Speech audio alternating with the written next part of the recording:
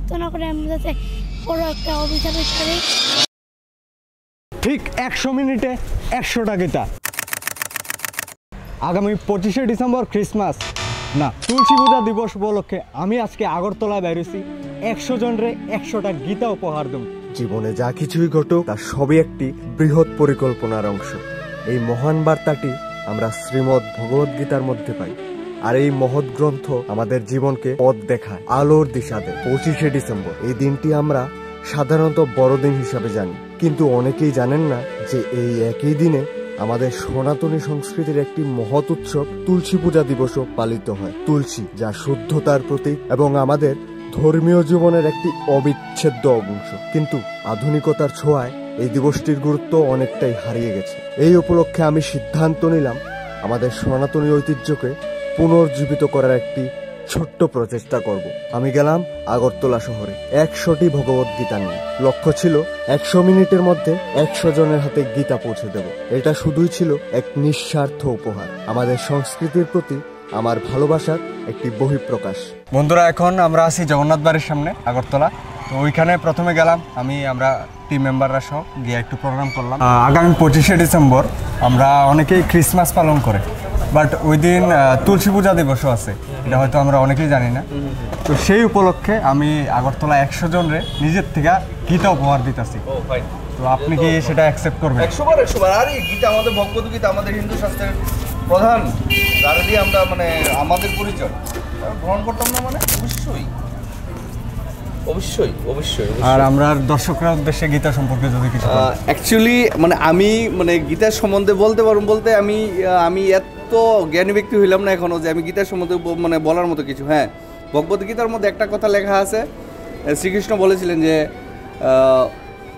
যে যিনি অন্ধ, যিনি চোখে দেখতে পায় না, আমি একটা পংক্তির মধ্যে পেয়েছিলাম যে যিনি চোখে দেখতে পায় না, যিনি অন্ধ, যে লাঠিটা নিয়ে ভর করে চলে, তাকে যদি ভগবান সর্বপ্রথম চোখ দিয়ে দেয়, সর্বপ্রথম ওই লাঠিটাকেও ছুঁড়ে ফেলে দেয়।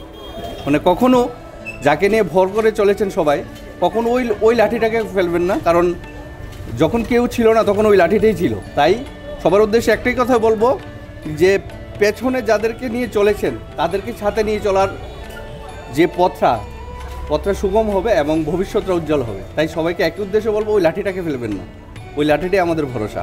ধন্যবাদ। দিলাম আমি একটা পড়বা দেবেন, ঠিক আছে? কিছু করতে চাও দর্শকের উদ্দেশ্যে? গীতা তো দিছ, গীতা আমি পড়তে পারি, ঠিক আছে। আমার বাড়িতে অনেক গীতা আছে, আমি পড়ি। আমি ভগবানের অনেক প্রার্থনা করে আমি যাতে বড় একটা অভিযান পারি। একদম। গীতা শুধু একটি ধর্মগ্রন্থ নয়, এটি আমাদের জীবনের একটি ম্যানুয়াল। এর প্রতিটি শ্লোক আমাদের শিক্ষা দেয় ধৈর্য, আত্মনিয়ন্ত্রণ এবং প্রকৃত সুখের অর্থ।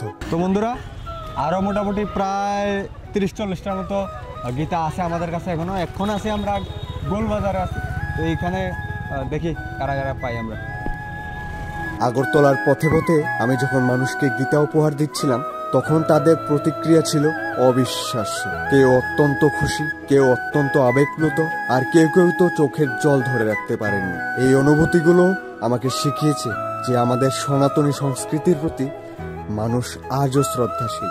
শুধু প্রয়োজন এই সংস্কৃতিকে পুনর্জীবিত করার একটি উদ্যোগ। আমার এই ক্ষুদ্র প্রয়াসে আমি অনুভূত করেছি যে তার শিক্ষা শুধু গ্রন্থে সীমাবদ্ধ নয়, এটি আমাদের জীবনে প্রয়োগ করা জরুরি। যেমন গীতায় বলা আছে, আমাদের কাজ করাই ধর্ম, ফলাফলের চিন্তা আমাদের করতে নেই। এই মহান বার্তাটি আমি নিজের জীবনে উপলব্ধি করার চেষ্টা করেছি। তুলসী পূজা দিবসে 100টি গীতা বিতরণ করে আমি প্রমাণ করতে চেয়েছি যে আমাদের সংস্কৃতির গভীরতা এবং ঐশ্বর্যকে উদযাপন করার অজস্র উপায় রয়েছে। আজ আমি গর্বিত যে আমি একজন সনাতনী। এই দিনটি আমার জন্য শুধু একটি উৎসব ছিল না, এটি ছিল আমার জীবনের এক চিরস্মরণীয় দিন। আপনাদের সবাইকে বলবো, আসুন আমরা সবাই মিলে আমাদের সনাতনী সংস্কৃতিকে গৌরবান্বিত করি। শ্রীমদ্ ভগবদ গীতার পাঠ শুধু পড়ি না, জীবনে ধারণ করি, কারণ এই গ্রন্থ আমাদের পথ দেখায়, আমাদের শক্তি দেয় এবং আমাদের জীবনকে অর্থবহ করে তোলে। তোমার যা কিছু করণীয় তা করো,